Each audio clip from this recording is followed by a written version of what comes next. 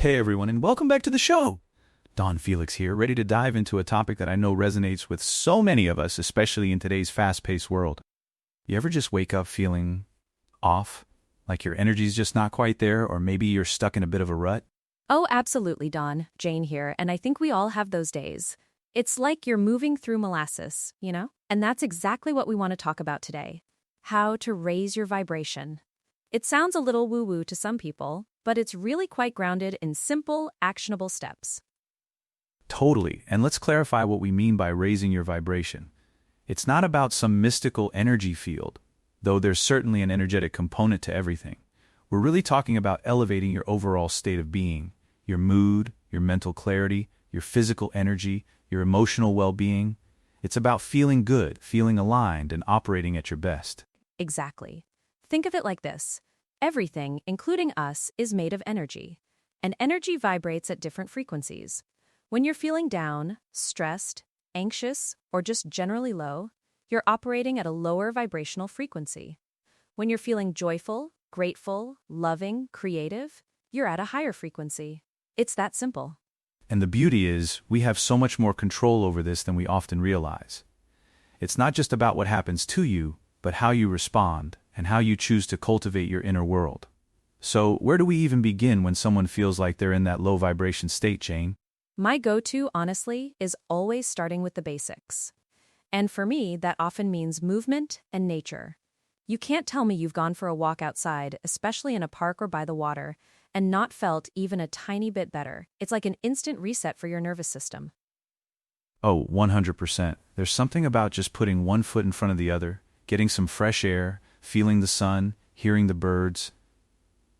It reconnects you. It pulls you out of your head and into the present moment. And that's a huge component of raising your vibration, isn't it?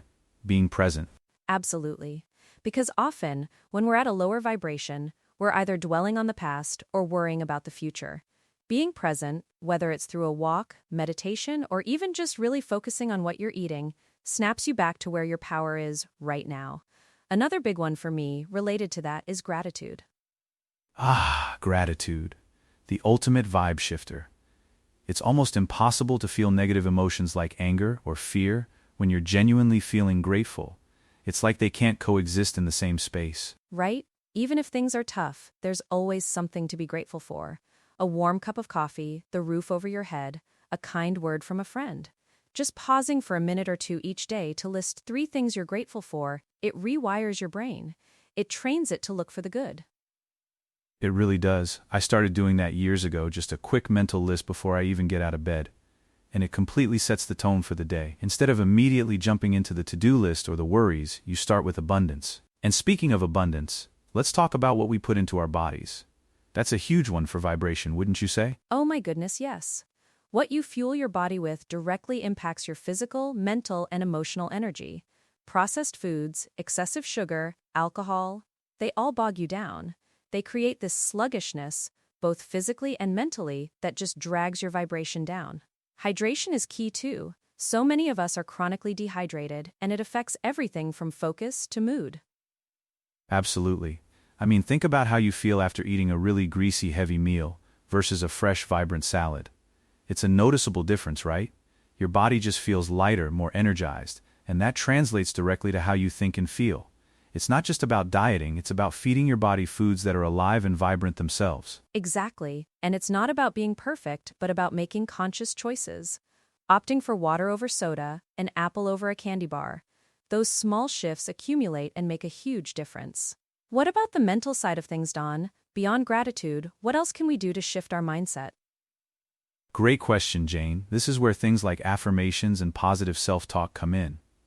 It might sound cliched, but the words you tell yourself on repeat become your reality. If you're constantly telling yourself you're not good enough, you're going to feel not good enough. But if you intentionally start affirming your worth, your capabilities, your strength, your brain starts to believe it. It's so true. Our internal dialogue is so powerful, and often it's running on autopilot with narratives we've picked up years ago. Actively challenging those negative thoughts and replacing them with empowering ones is a muscle you have to build. But it's incredibly effective. And tying into that, I'd say our environment plays a massive role too. Not just nature, but our living and working spaces. Oh, definitely. Clutter, for instance, can be a huge energy drain. If your space is chaotic, your mind often feels chaotic too. Decluttering, even just one drawer or one corner of a room, can feel incredibly liberating. It's like you're clearing space in your mind as well. Yes.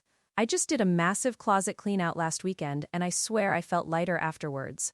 It's not just about tidiness, it's about removing stagnant energy and creating space for new, positive energy to flow in. And that extends to the people we surround ourselves with, doesn't it? That's a big one, Jane. Energy vampires are real.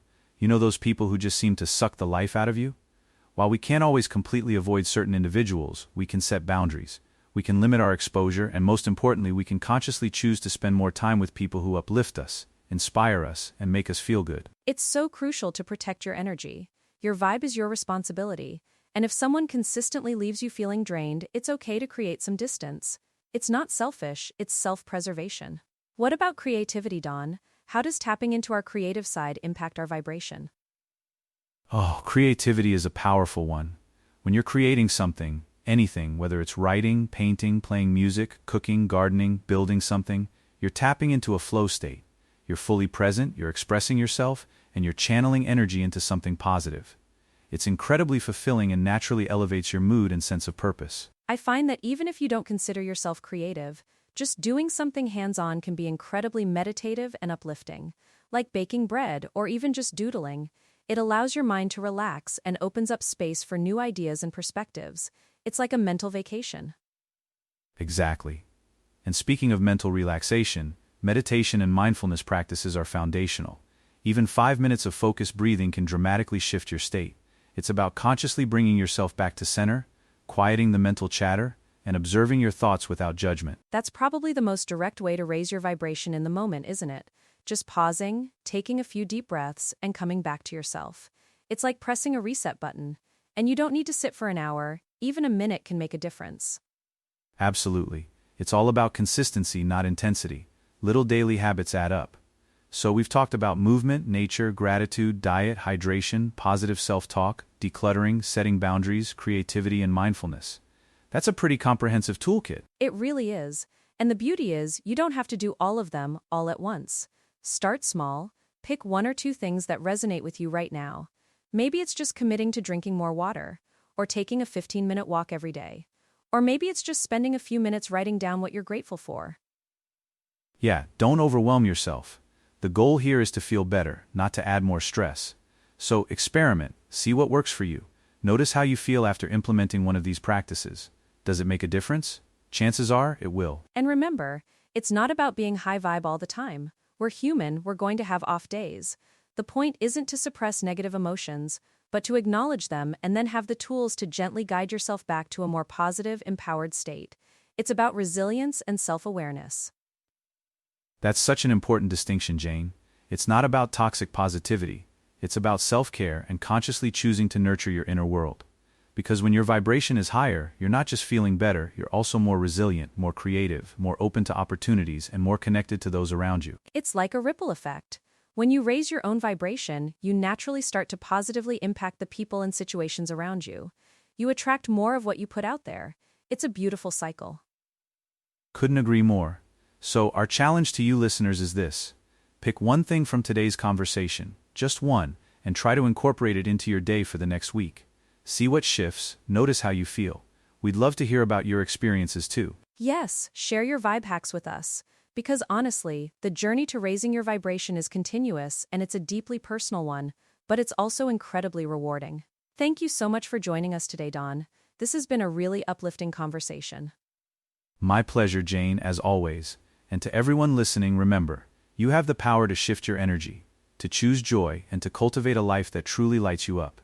Keep shining bright, and we'll catch you next time.